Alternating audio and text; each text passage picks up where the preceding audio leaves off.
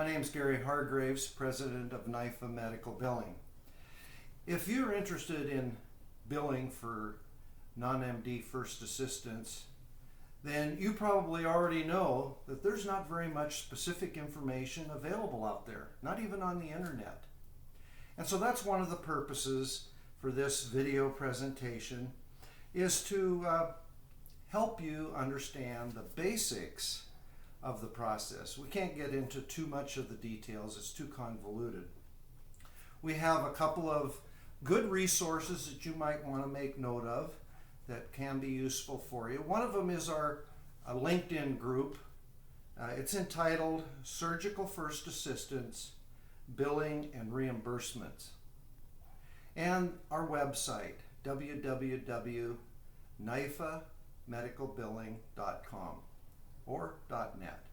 That's RNFA, N as in Nancy, I, F as in Frank, A as in Apple, medicalbilling.com or .net. Those should be helpful to you. Not too long ago, a young lady posted a comment on our LinkedIn group, and she said, "Now that I've finished my RNFA course, now what?" Well, that's a good question. Maybe you've even asked that question yourself. So what I want to do today is discuss 5 things that are important to get you going in medical billing for your first assisting. So let's get going. The very first point is that you need to apply for privileges as an independent allied healthcare provider with your facility. As a rule, this is going to take you about 30 to 90 days, depending on how often the medical board meets. Point number 2, you need to find, obviously, a surgeon that needs and wants your services as a first assistant. And something that's really important is that he's willing to cooperate with you. Cooperate, what do we mean by that? Well, he doesn't expect you to work for free, and so he's going to introduce you to a member of his staff that's going to be your contact, so that when you do a case, you get a hold of that contact by whatever means you two decide. Let's say you email the date of service, the patient's name, and they're going to give you the information that you need so that you can have your biller bill for your first assisting services. That's so important to do. Point number 3 is maybe one of the most important points in our discussion, and that is, at some point you want to ask the surgeon this question: what percentage of your caseload is Medicare? Now, why is that such an important question? Well, if you probably already know that if you're a CNOR RNFA or you're a surgical first assistant, you can't bill Medicare. So all those cases that you do for the surgeon that are Medicare are probably going to be for free. And also, if you're a nurse practitioner, it too is an important question, because Medicare doesn't pay nearly as much as commercial insurances for the same procedure. So we want to work smarter, not harder. A good example of that is total knees. Medicare pays about $176 for a total knee. And then if you bill the secondary supplemental insurance, an additional $41 and change. So for a total knee, you get about $200 and some odd dollars. Commercial insurance companies pay anywhere from probably $600 to $1,200 for a total knee. So there's a big difference there. Point number 4 is specialty matters. So I want to discuss just very briefly the best specialties to try to get into to the least, and a few reasons why they are where they're at in the list. So without question, the best specialty is neurosurgery and spine surgery. Off the chart reimbursements, believe me, can be life-changing if you were to get a spine surgeon or a neurosurgeon to first assist on a full-time basis. 6 figures, pretty easy to do. The average reimbursement for spine surgeries or procedures are about $1,500 and up. If they do a lot of fusions with instrumentation, we get $1,500, $2,000, $3,000, $4,000 and more dollars occasionally for one case. So it can be really good. However, the downside is everybody knows that, right? So most surgeons hire their own first assistants, usually a PA or a nurse practitioner. But we bill for a lot of independent first assistants who assist spine and neurosurgeons. So they're out there. So keep your ear to the ground and look for that opportunity to get your foot in the door. From neurosurgery and spine surgery, we could put in there plastic surgery. Now, not the elective surgeries, but we're talking about transflaps, breast reduction, and reconstruction surgeries. Pretty big cases. They average $1,000, $1,200 each.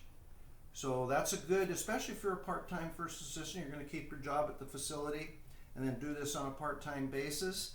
They can be very lucrative. You get one reimbursement a month, it can make a pretty good difference. So that's a good specialty to get into. And then from there, I would say sports medicine is really good. Pretty high volume, but you can make good money. Average around $500 per case. ACLs pay about $500 and more. Rotator cuffs in the $400 range. So that's a good specialty.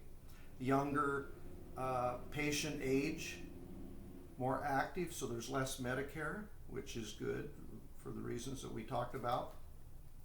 And from there, I would say open heart. Open heart's really good, pays on the low side, maybe $600 a case up to about $2,000 for cabbages and so forth. So that's a good specialty to be in. However, it's probably best for nurse practitioners because there's going to be a high incidence of Medicare there. So going from there, bariatrics is good. We do real well with that. Then we have OB-GYN. Hysterectomies pay about $400. C-sections about $250. One caveat to OB-GYN is the area that you live in. If you're in an area where there's a lot of people on state aid, then in most states, non-MDs can't bill Medicaid, and even if you can, reimbursement is less than Medicare.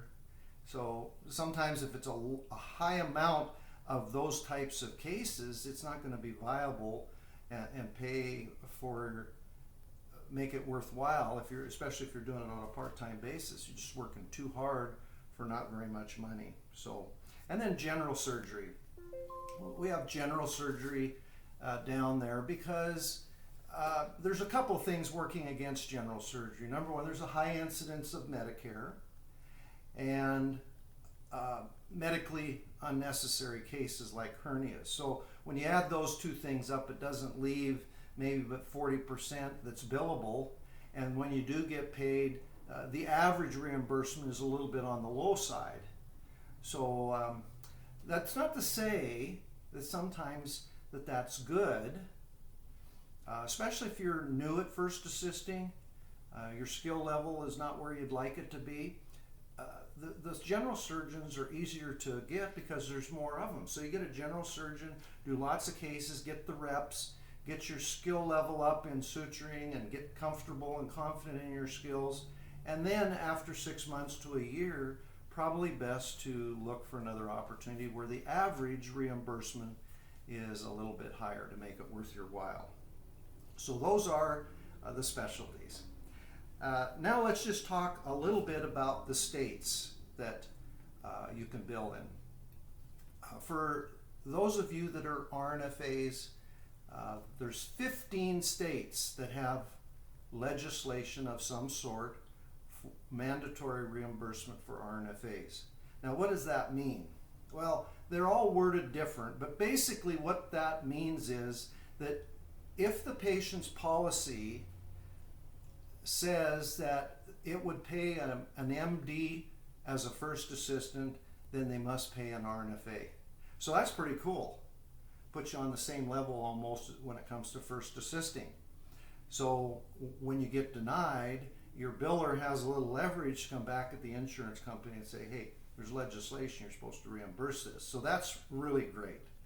And for surgical first assistance, there's 3 states. So let's name all these off. Just you can listen for the state. For those of you that are RNFAs, going from west to east, the states are Oregon, Washington, Montana, Colorado, Texas, Louisiana, Florida, Georgia, Kentucky, Illinois, Minnesota, Rhode Island, Maryland, New Jersey, and Maine. Couldn't read that one. So those are the 15 states. Now for those of you that are surgical first assistants, the 3 states are Texas, Kentucky, and Illinois. Now if you didn't hear your state, that doesn't mean that you can't bill. We don't bill in all of these states, and we bill in 30 states. So there's many states where you can bill in even though there isn't legislation, and there's many that we do very well in. Just to mention 4 out of many is we do really well in Nevada, Arizona, Wyoming, and Missouri. We also have one of our best clients in Ohio, which is not a very good state to bill in. But we've been billing for him for 17 years. He makes a lot of money, hardly works for any cases for free, but we've really fine-tuned his business, and he does very well. So if you are in a state and you wonder, well, what about my state? Please contact us. So let's wrap this up with how you can contact us. You can go to our LinkedIn group, that's Surgical First Assistance, Billing and Reimbursement, and you can private message me or post a question. There is a discussion on can I bill in my state, and you can post what state you're in and I'll respond to it. Or you can go to our website, knifamedicalbilling.net or .com, and request information, or our telephone number and email address is there, and you can contact me personally. Let me say, I'm not going to try to sell you. All I'm going to do is try to give you a fair assessment of whatever question you have, what state you're in. Is it good? Is it bad? Is it average? Or if you have any other specific question, I'll give you my opinion. I don't have all the answers, but I'll give you the best that I have, okay? So thank you so much for watching the video. We hope to come out with some other ones that will be of value to you. If you liked what you heard, please click the like button at the bottom of the video here, and we'll see you next time. Have a great day.